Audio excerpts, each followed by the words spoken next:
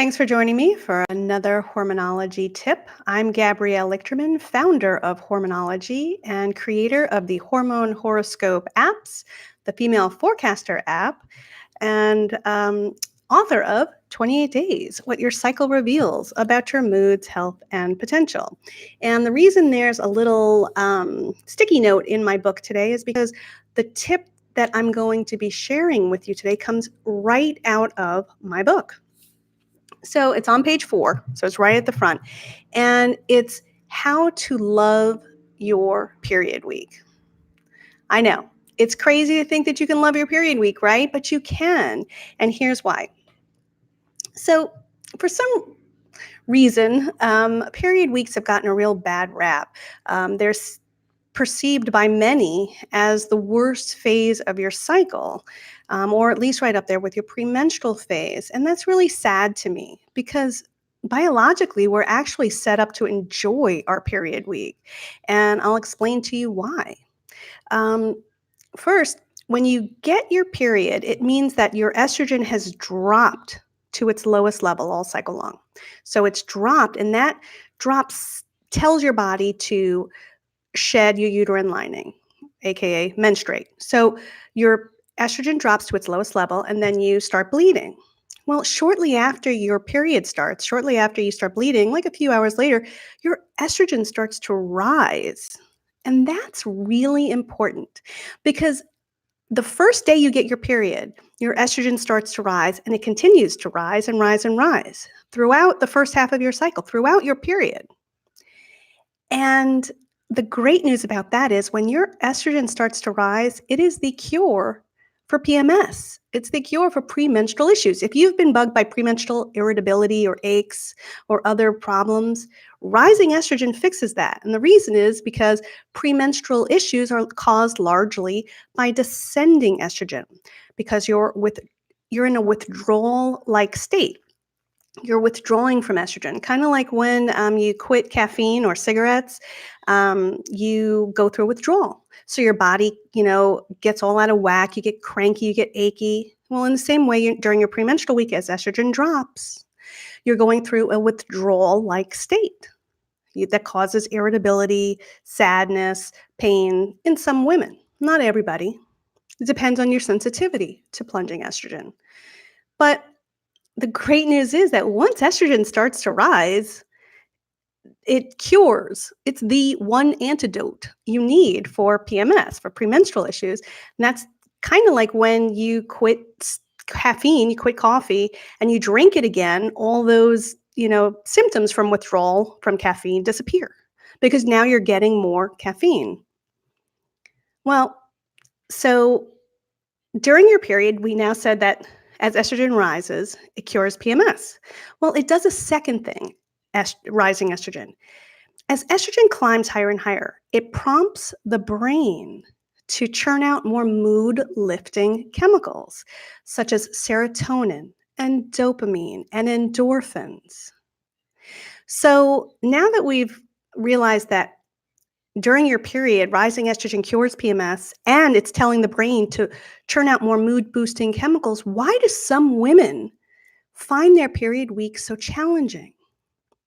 Well, there are 2 factors that can cause a lousy period, and they're factors that can be largely overcome in most women, and let's go into those. So the first one is a dip in iron. As you bleed during menstruation, you shed iron, and iron is a key mineral in your blood.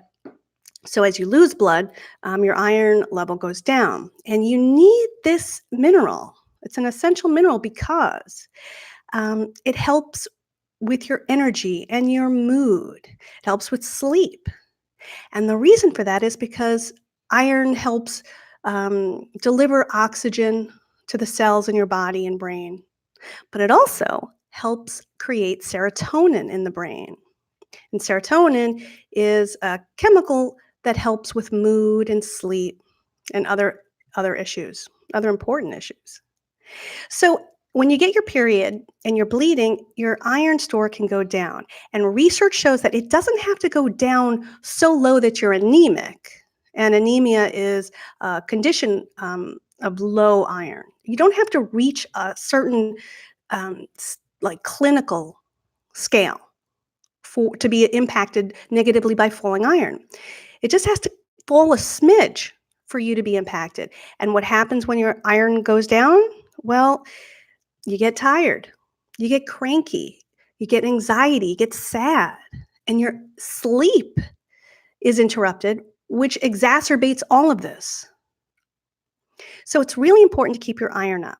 So in the US, the guideline is if you're going to take a supplement, an iron supplement, it's 15 milligrams daily for women ages 14 to 18 and 18 milligrams daily for women ages 18 to 50, 19 to 50. Now, you always have to ask your healthcare provider before you start a supplement regimen. And one reason for that with iron is because there are some people who can't process or metabolize iron correctly. They could have a disorder called hemochromatosis. I actually knew a couple of people with this, and it means that the iron builds up in your blood, and it's a genetic disorder. Your doctor should be able to tell you if you have it or you're at risk of it. But for the majority of people, for most of us, we can take iron in a supplement or through foods. And it's really important to up your iron all cycle long, not just during your period. And that's because the way iron works is you have to keep your store up.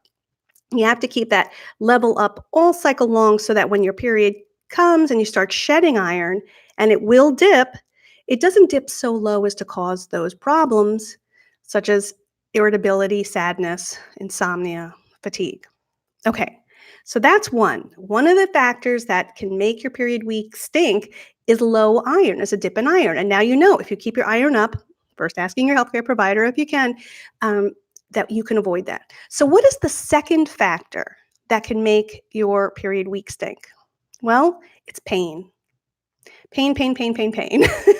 There's a lot of different types of aches and pains associated with having your period. There's menstrual cramps, there's migraines, there's backaches. So, what can you do? Well, let me start off by saying if you have severe menstrual cramps, that's something that is obviously much more difficult to overcome. And if you have menstrual migraines, that's difficult to overcome. I have menstrual migraines, I have all my life. I know the pain associated with it. However, if you have mild to moderate menstrual cramps, if you have a nagging headache, not a migraine, if you have mild aches or moderate aches, treat it. Don't just put up with it. Don't just say, "Oh, my uterus is cranky today." No, go get a heat patch. Go massage your pelvis with an essential oil massage rub. Do something, or if you take pain pills. Do something to treat the pain. And if the treatment you're using now isn't working, try another treatment or try a bunch of treatments at once. I use a whole constellation of treatments for my menstrual migraines. And the reason it's so important to treat your pain is this: it's the pain that's causing your irritability and fatigue and fogginess. It's not your period itself. So say you slammed the car door on your hand in the car door. You would be mad. You would be cranky. You would be just thinking about it constantly. It would be distracting. It would impair your day because you now have this injury. And that can happen any day of your cycle. Well, in the same way, it's just the pain that's causing these problems. And if you try to focus on and fix that pain, well, then what's left to complain about, right? That's really the truth. So if you fix the iron issue and keep that iron up, and you fix the pain issue, keep that pain down, you allow rising estrogen to exert its mood lifting and energy boosting effects. It's as it rises, it's boosting serotonin and endorphins and dopamine, and it's making you happier. I know it sounds crazy, but if you just part the seas of the things that are blocking the effects of rising estrogen, you can have a happier period week. Now, all this said, I do want to point out that there is a genetic component here.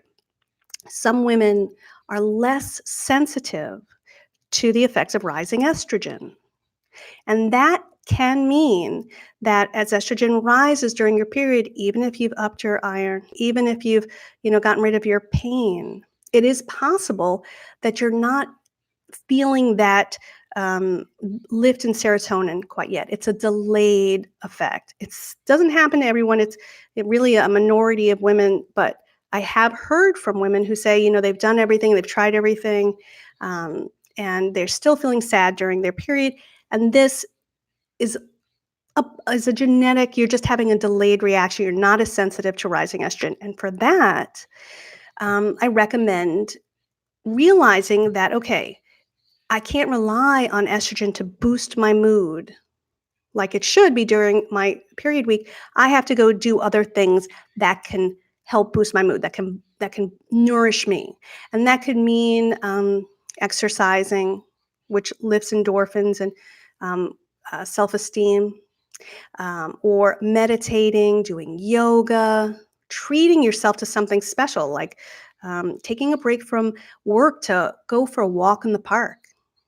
Anything that lifts your mood, anything that lifts your spirits is going to help spur those mood boosting brain chemicals. So, okay, if you don't have, if you don't have that sensitivity to estrogen, then okay, I have to do other things to help it along. And that's okay. So, I just want to remind you that these tips are straight out of my book, 28 Days What Your Cycle Reveals About Your Moods, Health, and Potential. This book is available in ebook and print at Amazon.com. Yes, music and yoga. I'm seeing some comments here. Yes, music is a wonderful mood booster. It's been shown in numerous studies to improve mood, to improve sleep, and of course, that's calming music before you go to sleep, and uplifting music to boost your mood. So that's a really good recommendation. So if you have any questions, let me know. You can ask in the comments section, or you can email me at gabrielle@myhormonology.com. Again, check out my book. It's at Amazon all around the world and all the Amazons. And visit my website, myhormonology.com, for more tips about how to hack your cycle and enjoy every day of your cycle, because that's really the goal. Enjoy every day of your cycle, make every day happier. So thanks for watching, and until next week.